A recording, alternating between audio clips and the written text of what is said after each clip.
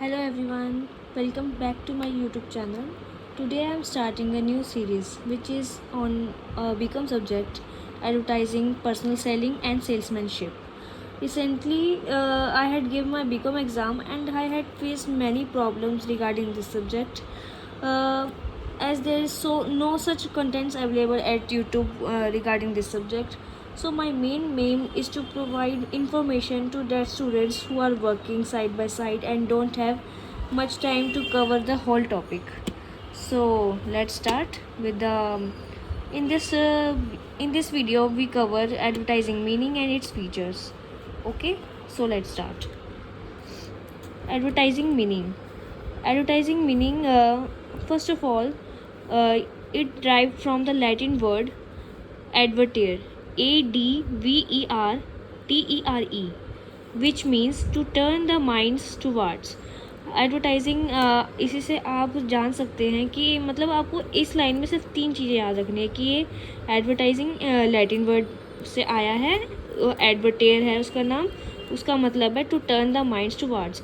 जब भी हम कोई मतलब एडवर्टाइजिंग का मेन मकसद ये होता है कि मतलब कि उसको ऐसे प्रिपेयर करना जिससे कि लोगों का माइंड उसकी तरफ आगे बढ़े, मतलब जिससे कि वो सेल करें। ठीक है, तो बहुत ईजी है, लैटिन वर्ड से ड्राइव्ड हुआ है advertere, to turn the minds towards, उनका मन आगे करना जिससे वो खरीद पाए। ठीक है, एडवर्टाइजिंग की अब एक डेफिनेशन देख लेते हैं। Advertising is any paid form of non personal होता है जिसमें कि जैसे पर्सनल सेलिंग होती है, मतलब डायरेक्ट इंटरेक्शन होता है, तो इसमें नहीं होता। इसमें नॉन पर्सनल होता है, नॉन पर्सनल प्रेजेंटेशन होती है and promotion of goods and services, जिससे कि हम गुड्स अपने जो हमने बनाए हैं वो बेच पाए by an identified sponsor. Advertising is any paid form of non personal presentation and promotion of goods and services by an identified sponsor.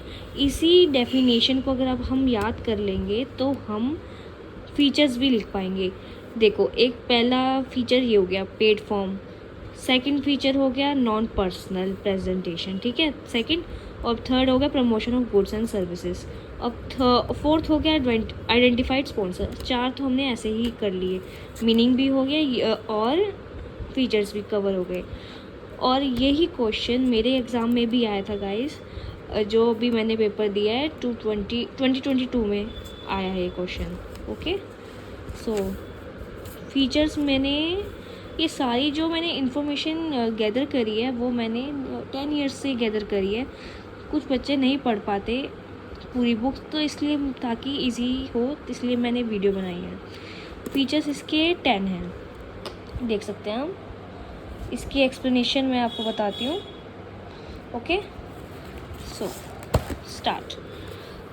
First है इम्पर्सनल, जैसे कि मैंने आपको पहले बताया था advertising is a communication tool, ये आप खुद पढ़ लेना, मैंने ताकि आपको थोड़ी इन्फॉर्मेशन मिले इसलिए मैंने लिखा है। इसका मतलब मैं मतलब बता देती हूँ कि इम्पर्सनल है कि मतलब direct face to face contact नहीं है, हम बेच नहीं सकते, ऐसा पॉसिबल भी नहीं है।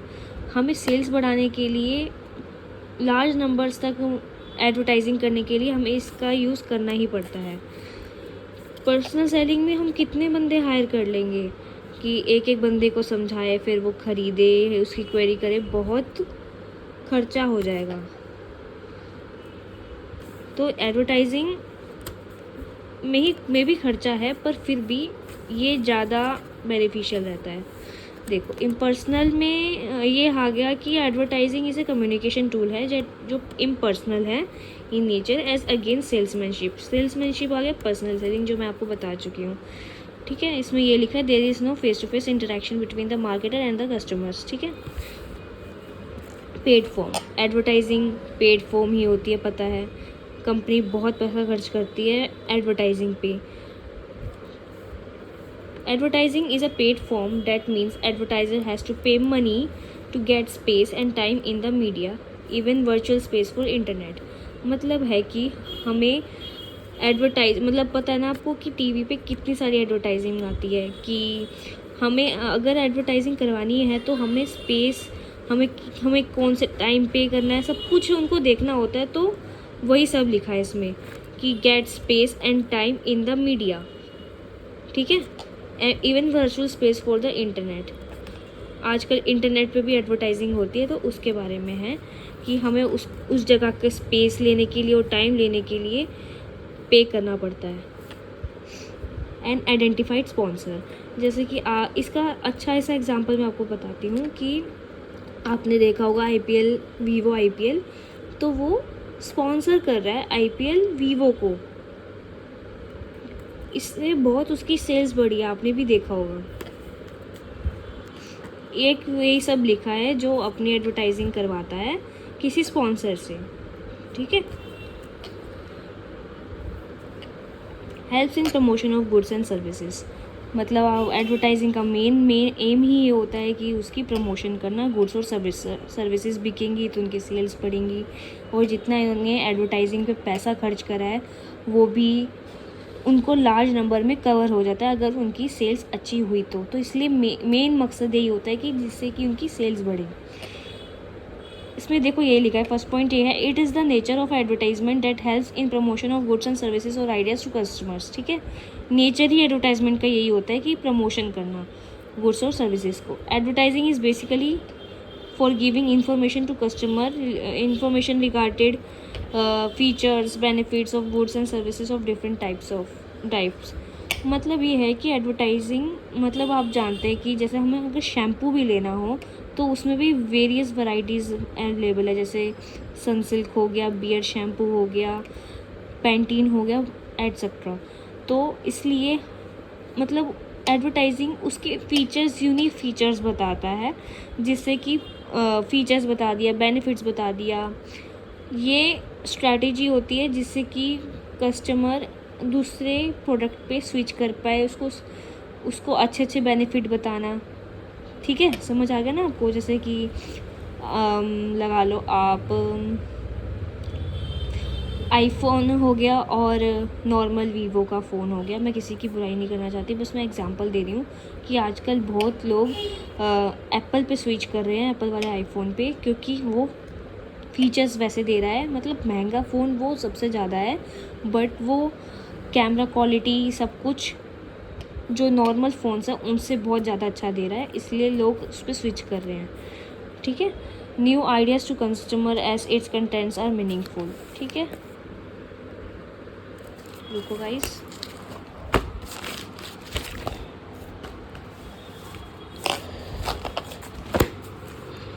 Main aim is to make ideas popular and to promote sale, ठीक है।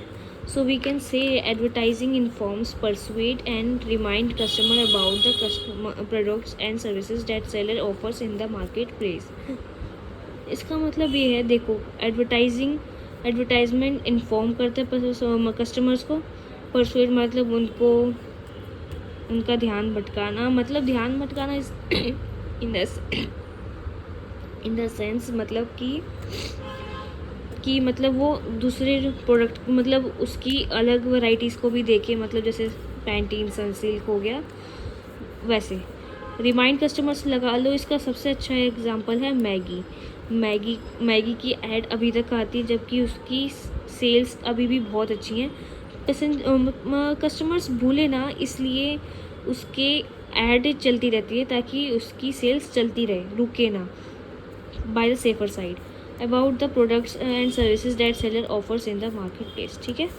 समझ आ गया? Hope so. मैं इतनी अच्छी नहीं हूँ, फिर भी मैंने सोचा, कंटिन्यू करते हैं। यूजेस द मास मीडिया में आप बस ये याद रख लो, जैसे न्यूज़पेपर, मतलब एडवर्टाइजमेंट कहाँ से देखते हैं हम? न्यूज़पेपर आपने देखा भी होगा, न्यूज़पेपर में, मैगजीन में, टीवी में, रेडियो में, एट्सेट्रा में, इंटरनेट में भी होती है, ठीक है। आप बस सबकी सब हेडिंग्स याद कर लोगे ना तो आप खुद बना के लिख दोगे। मैं इसलिए वीडियो बना रही हूँ ताकि आप ये सब सुन लो और खुद से बना के सब कुछ लिख दो, बस सब हेड्स याद रख लेना। टारगेट ओरिएंटेड, टारगेट मार्केट पे बनाई जाती है, मतलब कि एडवर्टाइजिंग एक टारगेट मार्केट पे फोकस करती है। जैसे कि हम जैसे लगा लो, जैसे चिल्ड्रन हो गया, हाउसवाइफ्स एग्जांपल दे देते हैं। जैसे कि चिल्ड्रन है मतलब बेबीज़ हो गया, हमने जॉनसन्स बेबी बनाया, वो चिल्ड्रंस पे बेस्ड होती है। हाउसवाइफ पे हम लगा लो, जैसे कि रिन हो गया, टाइड हो गया, मतलब कोई भी सर्फ हो जो मतलब जो हाउसवाइफ के मेन यूज़ में आए, उसके लिए वो टारगेट मार्केट हाउसवाइफ पे होती है। चिल्ड्रन पे होते हैं, चिल्ड्रन पे हो गए जैसे चॉकलेट हो गई, बहुत सारी चीज़ें जिससे कि वो इन्फ्लुएंस होते हैं बंदे। समझ आ गया होगा आपको hope so. Both an art and science. Commerce student हैं आप तो आपको इतने अच्छे से समझ आ जाएगा, आपने बिजनेस स्टडीज़ में पढ़ा होगा, प्रोफेशन एज एन आर्ट सब कुछ पढ़ा होगा आपने।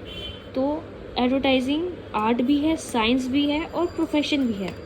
वो कैसे? देखो, आर्ट है मतलब हमें खुद सोचो कि हम एडवर्टाइजिंग कर रहे हैं तो हमें थोड़ा सा क्रिएटिविटी दिखानी पड़ेगी उसके। मतलब आपने भी देखा होगा कि बहुत सारी एडवर्टाइजिंग में कार्टून बने होते हैं कुछ, मतलब जिससे कि हमारी मतलब आई कैची मटेरियल बनाते हैं, जिससे कि लोग इन्फ्लुएंस होते हैं ख़रीदने के लिए। वो सब इसके अंदर आ गया। Message designing, execution for raising it's effectiveness. समझ आ गया ना आपको? मैसेज डिज़ाइनिंग निकालो, स्लोगन, टैगलाइंस, सब कुछ इसके अंदर आ गया। साइंस में आ गया कि साइंस इसलिए है क्योंकि इसके प्रिंसिपल्स और रूल्स भी हैं एडवर्टाइजिंग के। ठीक है। प्रोफेशन कैसे है कि इसका मतलब स्पेसिफिक कोड ऑफ कंडक्ट भी है और प्रोफेशनल बॉडीज़ भी है। होप सो क्लियर हो गया होगा आपको। अब 8th पॉइंट है vital element in marketing mix. हमने बिजनेस स्टडीज़ में पढ़ा था हमने, मतलब कि मार्केटिंग हम क्यों करते हैं? सेल्स प्रमोट करने के लिए। तो एडवर्टाइजिंग उस मार्केटिंग का ही एक एलिमेंट है जो प्रमोट्स करता है सेल्स प्रमोशन। देखो इसमें यही लिखा है, it also makes the personal selling affective. ये पर्सनल सेलिंग भी अफेक्टिव बनाता है, मतलब पर्सनल सेलिंग भी बढ़ जाती है अगर उसकी अफेक्टिव एडवर्टाइजिंग हुई हो। मतलब आपने पहले देखा होगा कि मेरे घर में भी मैंने देखा है कि मतलब ब्रेन के, मतलब जिनकी एडवर्टाइजिंग अच्छी होती तो पर्सनल सेलिंग भी उसकी शुरू हो जाती है। समझ आ गया आपको? क्रिएटिविटी मतलब मैंने आपको ये सबसे मेन इंग्रेडिएंट होता है। एडवर्टाइजिंग जितनी क्रिएटिव होगी, यूनिक होगी, उतनी उसकी सेल्स बढ़ती हैं। It is the spirit of advertising. It is the method of presenting a product in an artistic, attractive and agreeable manner. जैसे मैंने आपको बताया, जितने अट्रैक्टिव होगी, जितना हम उसको यूनिक और अच्छे से प्रेजेंट करेंगे, यूनिक फीचर्स देंगे, उतना ही लोग खरीदेंगे। 10th है feedback is not quick. Feedback इतनी जल्दी अवेलेबल नहीं हो पाता है क्योंकि हम एडवर्टाइजिंग करते हैं, फिर धीरे धीरे उसकी सेल्स पता चलती हैं, उसमें टाइम लग जाता है as compare to sales promotion. मतलब लगा लो पर्सनल सेलिंग, मतलब कि जैसे हम पर्सनल सेलिंग में बंदे बेचने आते हैं, हमें फ़ेस टू फेस इंटरेक्शन होते हैं, हमें कोई कमी लगती है तो हम उसी टाइम बता देते हैं, तो फिर वो अपनी सेल्स रिपोर्ट बनाते हैं, उसमें फिर वो कमियाँ लिखते हैं, फिर उनको मतलब पता चल जाता है। और फीडबैक इसमें क्विक नहीं होता, बहुत टाइम लग जाता है, इसलिए थोड़ा तो रिस्क होता ही है। इसमें ये लिखा है। So here it is. We have covered meaning and advertising features. Hope so आपको समझ आया हो. Thank you. Bye.